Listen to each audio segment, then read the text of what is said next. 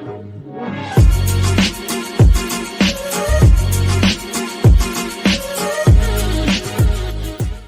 guys, welcome back to Defi, degens, Drip and Farm for Poverty, where on this channel, our vision is to empower the impoverished by helping you find financial freedom through crypto assets.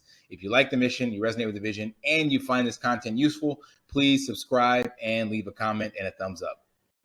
All right, guys, in today's video, we're going to jump right into it and get into an intro to crypto and passive income, starting with what is crypto, what is the blockchain, what are tokens, coins, and smart contracts, what is Drip, and how it works. This is going to be a guide for anyone who's new.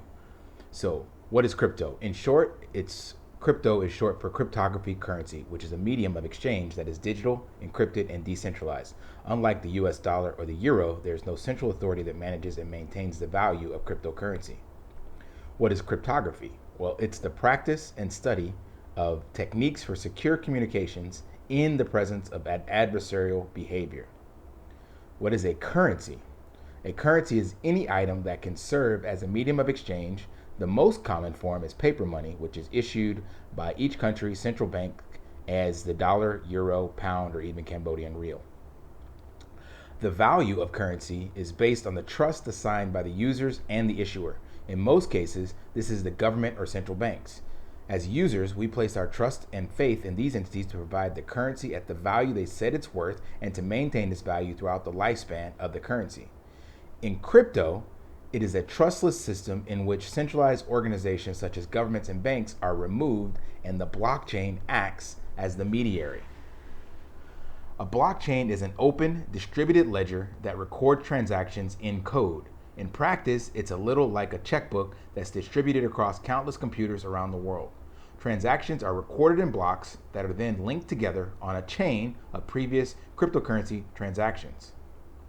To prevent fraud, each transaction is checked using one of two main validation techniques, proof of work or proof of stake. The most common is proof of work, which is a method of verifying transactions on a blockchain in which an algorithm provides a mathematical problem that computers race to solve. The first computer to do so is successfully rewarded with a small amount of cryptocurrency for its efforts. This race to solve blockchain puzzles can require an intense amount of computing power and electricity.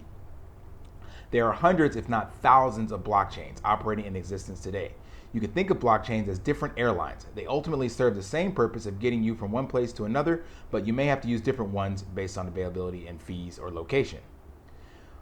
Each blockchain has its own native coin that operates within its structure. An example is Bitcoin on the Bitcoin blockchain or Ether on the Ethereum blockchain.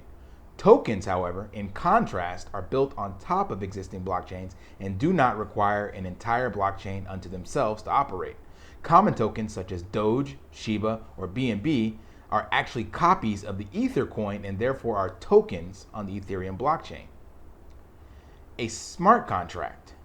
Since the blockchain is nothing but open source code and tokens are additional code written on top of the blockchain to represent objects such as pictures or other assets, you can also use code to create smart contracts, which are tokens that have additional programming logic to carry out functions. For example, if I give you 5 of X token, you will give me 5 of Y token plus 1 Z token. This is all hardwired into the smart contract and gets executed without any centralized authority or mediaries.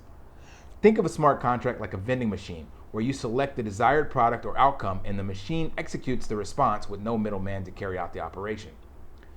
In summary, cryptocurrency is like any other unit of value, except the amount you hold is saved in a decentralized way on what's called a blockchain, which is really just a big list of transactions that ever happen. This data is stored not in one central database, but duplicated across many, with fancy algorithms that ensure all copies are the same. The basic idea is to remove centralized organizations such as governments and banks. This has allowed anyone to make their own types of cryptocurrency, and some of these are just like a store of value, like the dollar, but actually a full computer program called a smart contract with rules that are enforced by the software. This brings us to Drip. Drip is two things in one. It's a token like Bitcoin or Ethereum, which basically means it's traded back and forth with other currencies and has its own price or value, similar to a stock on the stock exchange. Its worth is based on the trades between buyers and sellers. Second, is that within Drip is a smart contract, which is a set of rules that basically makes Drip like a certificate of deposit or an annuity. This just means you deposit Drip into the contract and it pays you out value over time. These sort of things were kind of common a while back. You could go to the bank and buy a certificate of deposit with $1,000 and it would lock up your money for 2 years or some other period of time. And at the end of those 2 years, you'll get 10% on top of your $1,000 deposit, making you earn $1,100 total given back to you over the course of 2 years. With Drip, you are given every day, you get delivered back 1% of the amount you deposited, but you can actually keep getting that 1% daily up to a maximum of 365% of your total deposit. However, you can also choose to redeposit that 1% daily, which actually compounds the interest that you're getting. You're now earning 1% on a larger sum, and this is where the potential for real growth comes in. Drip as a currency is deflationary, which means that there is less available over time. The money paid out is actually paid out from a tax pool. When you do just about any operation with Drip, you pay a 10% tax. This tax gets locked away in a tax pool and funds the 1% daily everyone gets. And the amount of Drip in the tax pool over time is actually growing. This means there is less available in the market, and so the price should actually go up over time. The sustainability of Drip has been evaluated from multiple different sources, as well as additional use cases being integrated, such as gaming, yield farming, gambling, and even borrow and lending. If you would like to learn more about this amazing opportunity and how you can potentially turn $100 into $100,000 or more, join the Telegram group via the link in the description below, or leave me a comment if you have any questions. Lastly, you can get into Drip right now by using my buddy link below and be a part of the DeFi degens who aim to empower the impoverished by donating one claim per month from Drip to the Cambodian Children's Fund.